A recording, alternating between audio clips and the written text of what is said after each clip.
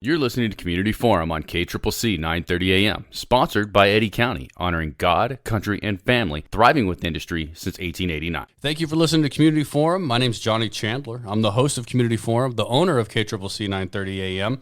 And with me today is the director of the City of Carlsbad Library, Sarah Jones. But before we get to Sarah Jones, there's a bit of an announcement I want to make. It's from the Living Desert Zoo and State Park.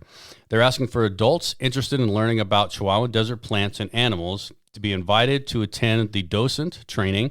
That's volunteer training for anybody that doesn't know. And that starts on February 1st. The class will run for the next consecutive 7 Wednesdays. Please bring a sack lunch. Meet at the Living Desert State Park from 9 a.m. to 1:30. There's no charge for this training. You can also call 575-887-5516 to register or ask questions. So definitely go by the Living Desert State Park over one of the next 7 Wednesdays, and you'll get an opportunity to learn about Chihuahuan desert plants and animals. And I think that's a pretty great opportunity for a lot of people. So if you're not doing anything, please make sure to check that out. So thank you for letting me do that, Sarah. Appreciate it. Of course. All right. So director of the City of Carlsbad Library, you've been here. You've been on a lot. You're a regular, Yes. which I like to say. So thank you again for coming on. So what's going on? Well, we're wrapping up 2020 and getting ready for 2023. So we've got lots of fun things going on at the library. So I always love to share that information. Oh, and I appreciate that too. And I will say that 2023 is a year to me just feels odd, right? Got that odd number at the very end of it. Yes. To me, the whole day, like 2020 was supposed to have a great ring and it did not, right? 2022 kind of, 3 2s within that. And 2023 maybe doesn't necessarily have the same, it doesn't roll off the tongue the same as you say it on the rest of the years this in the 20th or the 2020s so far. But I was born on December 23rd. Oh, that's fun. Right. So for me, that means that this year is going to be incredible. Yes. Right. The 23s, they line up all great.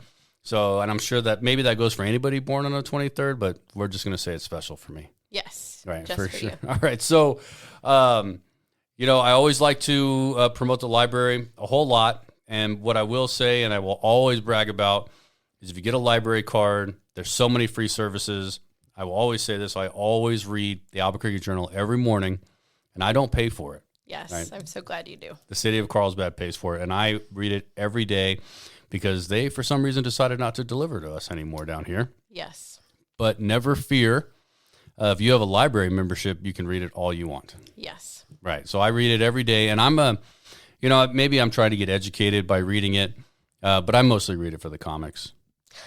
I mean, I'm serious. I really do love the comics. It's a must read every day. Yes. For sure. I mean, I scroll through the whole paper. I read about how Albuquerque's on fire and, everything's all negative up there all the time. But I also like to read the comics. It gives me a little smile every morning. So again, thank you to Sarah and that partnership you created and for letting me, educate what's going on in the state every day. Yeah. Well, thank you for being a library card holder. Oh, I'm a big fan, by the way. Huge fan of the library. Also, if you have a library membership, just to tout this, you can borrow a Wi-Fi box. Yes. I have utilized that service as well. I think I borrowed it for 6 total weeks. Now, I don't know if I overextended my... We wouldn't let you. So that just means that that's what you were allowed. Oh, okay. All right. So I was like, late check-in. I don't know, but I used it for 6 total weeks. I got the T-Mobile one because that's unlimited data. Yes. And it worked out incredible. And actually kind of used it for a side hustle business that I had here in the city as well, which is also allowed. Yes. And so, but if you do not have internet, but you want internet for a little while at your home, get a library card, go to the library, check out a Wi-Fi box, and then stream Netflix. Yes. If that's what you want to do. Yes. Right.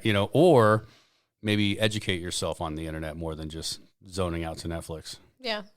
Well, we encourage it all. So. Okay. You can do either one that you want. All right. So let's get right into it. Let's go ahead and let's start with the 2022 wrap up. I know that you showed up with some numbers. I think you guys shared a nice infographic on your Facebook page not too long ago. Did. So there's some really good highlights. I know that the last time you were on, you said that the library was having, and correct me if I'm wrong, but I believe that you were having some pretty good attendance every month. Yes.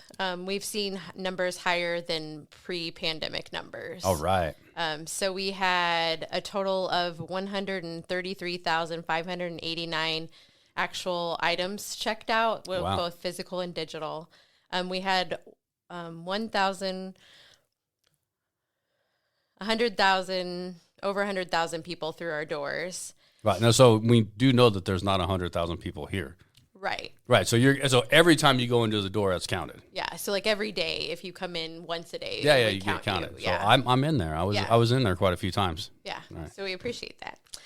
Money that was saved by borrowing was close to $600,000. There you go. So ways for you to save your budget and make your money go farther. Don't buy that book on Amazon. Go to the library. Yeah. Right. Yeah. You don't need the Kindle book. We've got it. And if we don't, we'll find it for you.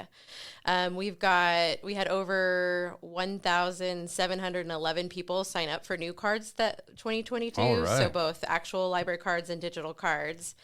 We had over 10,000 computer sessions with over about 50,000 pages printed. Wow. And we had 502 programs with over 3,000 people in attendance. We helped over 1,000 people print legal forms for cases they were working on. And we assisted 163 times on people with looking for jobs, resumes, any kind of job searching. And we answered over 11,000 information questions. Wow. That is a lot. Yes, and we became fine-free. So in January of last year, we got rid of late fees. So now if you return a book late, you don't have to worry about late fees or anything like that. All right, well, what if I am late with something? Then what happens if you're not going to find me? Well, we'll charge you eventually if you don't return it. And you'll owe the replacement cost. But if you bring it back even like 3 years down the road. Right. So let's say that I have a book and I'm holding it and I forget and I go to the library, but I forget to bring my book, but it's late. Right. Does that mean that maybe you'll be like, we'll check this book out for you when you bring the other one back, or how does that work? No. If you've got something checked out that's overdue, it kind of blocks your account until you take care of stuff. So you wouldn't be able to get online. You wouldn't be able to check something else out until you bring it back to us. So the old school library is gone. Yes. As I remember, I'm of the age where I remember Seinfeld very well, and I love Seinfeld a lot. And they did a whole episode on Seinfeld about how Jerry Seinfeld had a late book, and they had a book detective called Mr. Bookman, right, of course, right? And he comes and he tracks him down for that library fine. So that's not happening anymore. No, we want you to be there, and we want to give you access, and we want people to be able to come through our doors and use our services. So what happened to your book detective then that you had on staff? Well, they're doing other jobs. Oh, yeah. Did you ever have one? Well, the circulation staff still is responsible for like the process, but right. Hey, your front desk staff is incredible too. They are so helpful and they're super friendly. Well, good. That's and good to hear. I've always had a really great experience in there. I almost feel like I'm family when I walk in there. They're so friendly and so nice. Good. That's the goal. So we're also doing a survey. So we're looking to hear feedback. So if you've got feedback, take those survey. They're online. We can email you. There's paper copies in the library. So go ahead and give us the website so people can jump on and take that survey right away. If you go to cityofcarlsbadnm.com/library, it'll be straight there on our homepage. It's right there. It leads to a link you can click to take the survey. cityofcarlsbadnm.com/library. All right. Make sure you include the NM. I always complain about it with you, and the uneducated Google, that computer, and that AI sending me to California all the time. cityofcarlsbadnm.com. Yes. Right now, okay, if you have a negative complaint on the survey, go ahead and go to the California one. Well, we'll take negative comments as well because we're looking to make improvements. So if we're doing something that we can improve on, we want to know. So that's some really impressive numbers for what I would consider probably a smaller town library, right? That's impressive stuff. Yes. So how does that? Do you know how that? You're going to send all that information to the state, I assume. Yes. All right. Do you think that's going to stack up pretty well against the other libraries in the state? I hope so. I mean, you have an idea, probably, right? Yeah, I think we do fairly well for our size. So right. Do they give library awards? Does the state give awards to libraries every year based off of like attendance or numbers or organization? Do you know? Not that I know of. I know that they recognize sometimes like individual librarians and things like that. So. Okay. Well, you have a wonderful staff. I'm sure many of them deserve recognition. You have a new children's librarian, correct? Yes. And is that the official title? Well, her official title is Youth Service Specialist. Okay. Right. Okay. And so how long has she been on the job now? She got thrown into it in June, right kind of at the start of summer reading. Right when, you're ramping up all the programs for the kids. They're not in school. You're looking to give them something to do every year. So she handled the tornado of kids during the summer. Yes, she survived. Right, excellent. And so, overall, I'm sure you believe she's doing well, but she's really creating programs and really getting all the kids excited. Yes, she's creating programs, and we're working on training to help her feel more comfortable with some of the stuff that she wasn't really trained in. And so we're working on making sure we've got a strong children's program to fill Beth Neiman's shoes, who left. So right. And then one of the other times you were on here, you spoke about how you guys had like a part-time job open. Has that been filled as well? Well, we currently have a part-time job still open, or should be coming open soon, for a library page. So they'd shelve the books and shelf read. And I mean, do you know how much that pays on average, just so people can get excited about it? It's, I think, starting at $14 an hour. Okay. Part-time, putting books on the shelves. That's good stuff. And that's good extra income, by the way. Or if you got a family and maybe your main job is taking care of the family, man or woman, of course, in this century, we're not going to peg anybody in any holes, right, in that regards. But that's a great part-time gig. The kids are at school, go in there and do that. You know what I mean? Go in there Saturday, put the kids in the children's library, stock some books, get some hours. That's just good. That's good extra income. That's taking family out to dinner income. Yeah, well, and we've got a lot of open hours too, so it's nice for flexibility. So if you have a second job or if you're a student going to school, we're flexible with like what the hours are and when you can work. And it's such a positive place to be anyways. Like, I mean, if you're in there and that's your part-time gig, I really think you would just be, just think you become like a happier person, regardless of how happy you already are, just by being in such a positive environment. Right. Where everybody's learning. And then it's the middle of the summer. You could be doing a part-time job outside, but I'm going to brag again. The air conditioning in there is perfect. Yes. It's very, very nice. Great place to hang out. So those are the things that I remember. Now, were you there for the unveiling of the new statue at the Arts Park? Is that Spiral's the name of it? Yes. I was there while they pulled the truck in and got it off the truck and installed it and unveiled it and all of the fun. I've only seen pictures of it. I haven't gone by and visited it yet. So tell me what kind of describe for us, if you can, give us an audio description of the new art installation at the Haligüeña Arts Park called Spiral. It's a metal installation, and it's a beautiful teal color, which was kind of a surprise. And it goes perfectly with our bookworm, which really made me excited. And it's got maybe 6 to 8 pieces that spiral, sort of like a cactus. Okay. With tight spirals up, and then there's one main spiral going through the middle. So any way you look at it, you see the spirals. So okay, that hence the name, right? Spiral. Now, do you know if is it supposed to be mimicking anything? Do you know, is it supposed to mimic a cactus, perhaps, or do you know if it's just kind of just a cool sculpture? Not that I know of, but I didn't really ask the artist yesterday, right. So I don't know what he was thinking when he came up with it. So. I really enjoy abstract art personally, whether it's paintings or sculptures, stuff that doesn't really kind of mimic anything. So I can't wait to go and check that out, of course. Yeah, it's very cool. Right, excellent. So 22 wrap, great numbers. 2023 has started. Yes. Right, and so you've got some pretty amazing spring programs coming up. Yeah, we're planning a lot of new things. We've got a new assistant director that started the end of September. So she's kind of taking on all of our adult programming. So she's added a Paranormal Reads book club, which meets this Saturday at 5 p.m. Once a month on Saturday, they'll meet. She's also starting a Stitchers Anonymous group, which is any sort of thread medium. So crocheting, cross stitch, any sort of thing like that, they're welcome, and all skill levels. So it's kind of a community kind of thing to like learn and grow and explore that kind of art. She's starting a camera club. So if you've got a photography passion, that'll be something for you.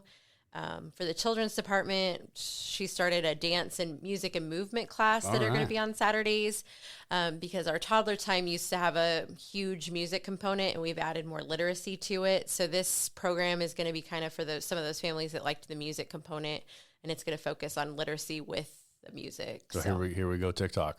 Yeah. Right, for sure. I mean, we have a new library TikTok page. oh, so do you? We do. All right, let's hear about it. Well, I think we've only released one thing for Happy New Year's, but we're going to be releasing some new videos and things. So we're excited to maybe try to reach out to some of those teen patrons by using our TikTok page. So how would I find you on TikTok? First of all, I did have TikTok for a little while, and I opened it up sitting on the couch in front of the TV one day, and then the next thing I knew, it was time to go to bed. Right. Yeah. So as a result, I got rid of TikTok. I'm not going to be cool. I've decided that I've had enough social media in my life. I got to the point to where new music isn't cool to me anymore. Right. And new social media, I've had enough. I've got the Twitter, I've got the Facebook, I've got the Instagram. I did the Snapchat for a little while and I gave that up too. So I'm done with social media. But if I was on TikTok, I got to search for you. How could I find that? That's a good question. I think if you just search Carlsbad Public Library, it'll pull us up. Okay. I don't know our exact... The handle, I guess I would call it. But I don't understand how to do those handles anyways. But, I mean, that's just dating myself. I'm not really all that good at it, you know? And then I like to remember, you see, like, every kid seems to know how to dance to some degree now. Like, yes. All of them do. Yes. And I remember, like, only one or two of us knew how to dance when we were little, and I thought I had some moves. And then if I saw a video of myself from when I was younger, I obviously did not. Right? So I think that the idea that they all know how to dance, and they're all very interested in that. So yes. I do have a question for you. This might be a bit of a hard one. Okay. Right? How do you co-op or combine dancing and literature? Well, there are lots of really cool ways that libraries out there are doing it. So we're just kind of new to it. So right now we're just kind of using pictures and music and doing some simple stuff. But we're exploring and researching and trying to find cool ways that we can utilize the medium. So all right, well, look out for that viral video on TikTok from City of Carlsbad Library. Yes. I don't know. I like it. I think that's pretty interesting. So what other social medias do you guys have? Do you have any others? Yes, we've got Facebook, we've got Instagram. We have a Twitter, but you probably wouldn't find anything recent on it. We've got a YouTube channel, and then we've got the TikTok. All right, what do you put on your YouTube channel? That we utilized a lot in the pandemic. So yeah, right. It's got some story times that we archived that Beth created. We've got some book trailers and things like that. So. Okay, well, that's cool. I can see YouTube being real helpful, right? So if you have a book report due, you guys will like read the book for us or give us the cliff notes of it on YouTube. And then as a student, I don't have to read the book. Well, we'd never encourage not reading the book because, you know, you would always have your own insight to the book and it would be more beneficial for you to read it. But yeah, some of the book talks just kind of tell you what the book is and kind of get you interested to read it. So it's more of a kind of like a movie trailer. It just kind of sells you on that you should read the book. I'm going to admit something right now. And my dad lives in Albuquerque, so unless he listens to it online, he probably won't hear it, even though I think he listens to it. So when I was in the 9th grade in high school, I performed very poorly in grades, okay? Quite poorly. Enough to pass on to the next grade, but certainly, you know, not anything to brag about, right? So I was punished, of course, right? And so they made me read 2 books a week all summer and write book reports on every book that I read all summer. And then I got grounded the following 9 weeks when school started. That we wouldn't be grounded over the summer. And I didn't think they were going to ground me the following 9 weeks, but they did, right? They followed through on that. Now, what I will admit that I don't think, hopefully my dad doesn't hear too much, is that I got really good at writing a book report by reading the back of the book. You know, like I was like, it was enough for him. Maybe I got away with it because he didn't want to read all my book reports either, right? When it came down to it. But every book had to be 200 pages, right? At least, or one 400-page book, right? And so I just picked a bunch of 200-page books because, we last time when you were on with your sister, we talked about The Day the Crayons Quit was one of my favorite books, right? Yes. I love to read current events, but I'm not much of a novelist, if you will. And he wouldn't let me write any book reports on The Day the Crayons Quit. Oh, even though I could give him one right now and it would be great. But I got really well at reading the back of the book. I'd read a few pages because he was around. I made him look like I was reading, and then I'd read the back of the book and write that report for him. Now that's cheating. Do you think that's cheating? I think it's being creative. Okay, yeah. And you accomplished the assignment, so you got something out of it. I did. Now, I don't remember a single book that I read that summer, but then again, this was well over 20 years ago now. Right. Right. But I got away with it. And I was I'm not proud of myself now, but I was proud of myself then. Well, what I challenge you to find those book reports and go back and read all those books. Well, I'd love for that to be the kid just to read my old book reports, right? Yeah. But every time I go to my parents' house, there's like a cardboard box full of stuff that they want me to take back home, right? They're like, they're tired of like, you don't want this little pillow I made in home ec in the 7th grade anymore, Mom, you know? And she's like, no, so I keep just getting, so everything keeps coming back to me. And so I don't know if I kept that or not. I'm one of those people that gets in a fit and throws things away because I've got to clean everything out and everything's got to look minimal. And then I'm like, where is that dang thing? And then I ended up throwing it away, and I wish I didn't. I do not even have a single yearbook from high school. Oh, that's sad. And and I wish I had one. I don't know what I did with it. I probably got rid of it in a move or something. And and my wife is always trying to prevent me from throwing things away. And even now, I was like, I'll throw something away in a minute. Like, I just want it out. I want it gone because I don't like clutter.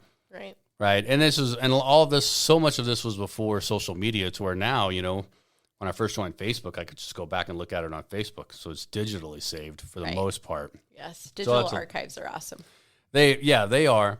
At one point, and we're way off topic here now, but at what point are digital archives going to check themselves out or no longer be available? And I say check themselves out as a pun on the library for checking stuff out. But you know what I mean? Can they just keep cloud space forever?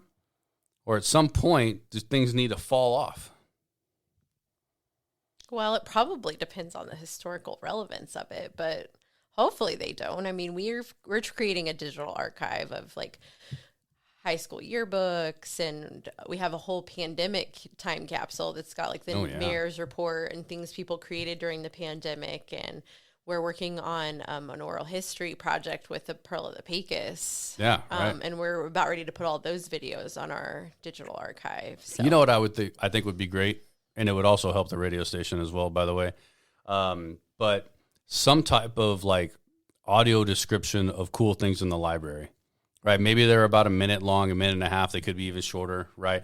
But you're then describing something, or we could run minute-long book teasers about the latest book that you have, so you need to come check it out. And I'd be more than willing to run that at no charge for the library because I love the library so much. So maybe that's something we should kind of look into in the future. Yeah, I think there's lots of projects we could collaborate on. Right. I'd love somebody for 60 seconds to describe one of the cool ships in the Bob Shoop meeting area. Bob Scholl, yeah. Bob Scholl, sorry. Where did I get shoe from? Either way. Right, the Bob Scholl, his meeting area with those cool ships.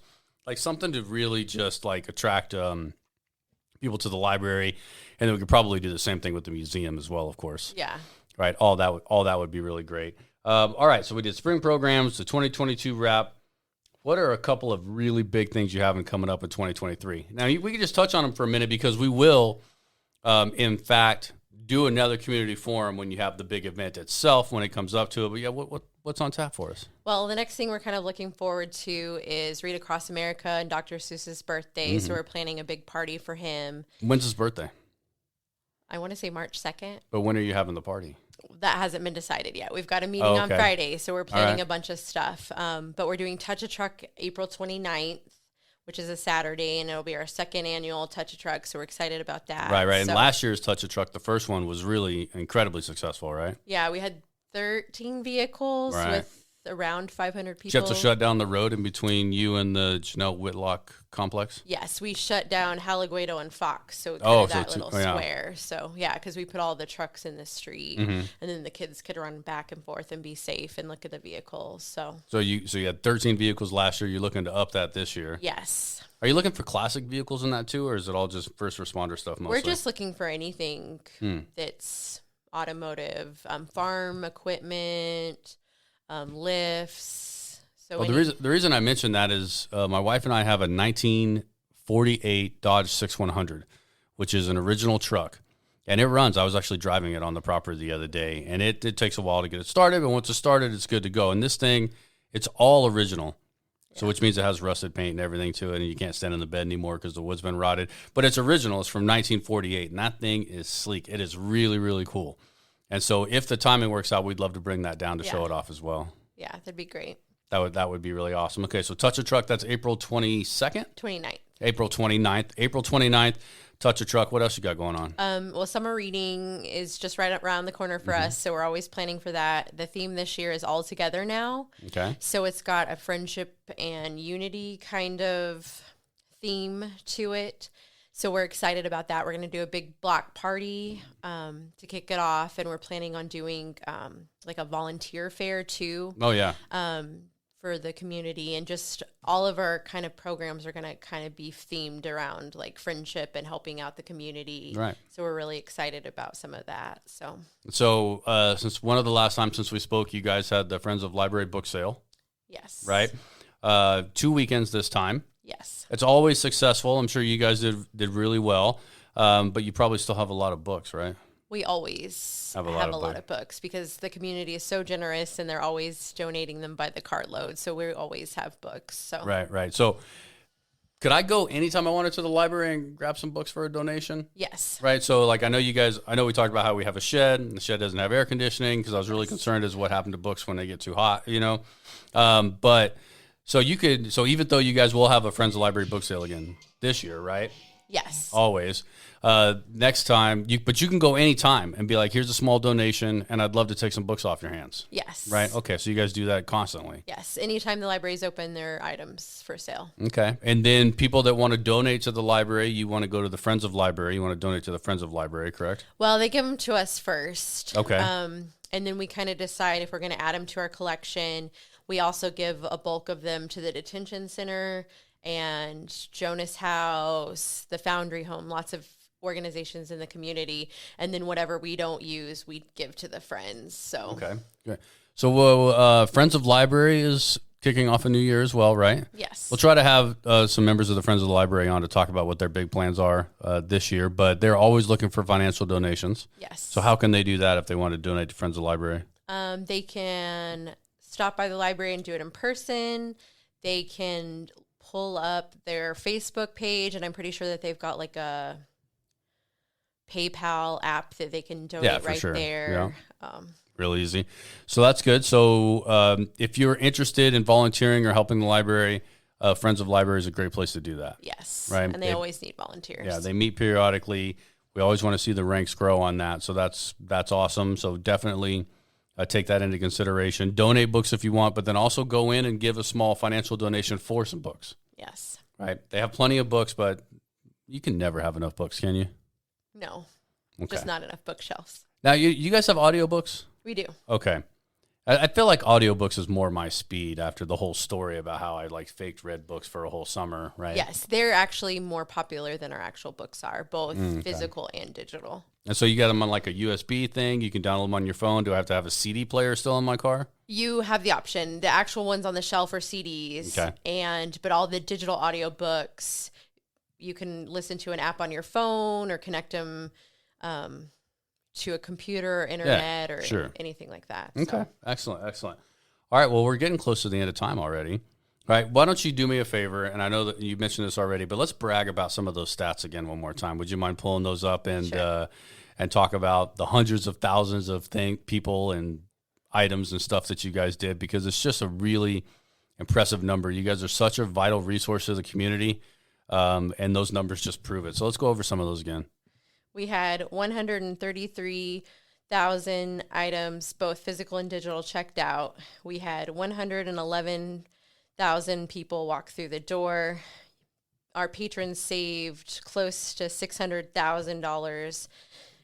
We had a total of 1,711 people sign up for new library cards. We had 10,923 computer sessions with approximately over 50,000 pages printed. We had 502 programs with 3,037 people in attendance. We helped 1,057 people find legal forms. We assisted people with job activities 163 times, and we answered 11,419 requests for information. We became fine-free, and we added 13 new regular programs, and we added 6 new services. Wow. Moment of silence for how great you guys did, perhaps, right? I mean, over and over again, every time you're on, this community is really, really lucky to have you as the director of the library and how hard you work for everything. Well, thank you. We just want to keep making Carlsbad even better than it already is. I like it. Educate the city. We need it. Yes. All right. Well, Sarah Jones, director of the City of Carlsbad Library, cityofcarlsbadnm.com/library for anything that you need, any information you need. You guys are open 6 days a week. Yes. Right? Go ahead and give me the hour so I don't get it wrong. We are open Monday through Thursday, 9 a.m. to 8 p.m., and Friday and Saturday from 9 to 6 p.m. And 6, and you take that Sunday off. Yes. That's you're allowed to. Yes. But look at all the work you guys do. Yeah. That's incredible. Thank you again for coming on. Yeah, thank you for having me. All right. You're listening to Community Forum on KCCC 930 AM, sponsored by Eddy County, honoring God, country, and family, thriving with industry since 1889.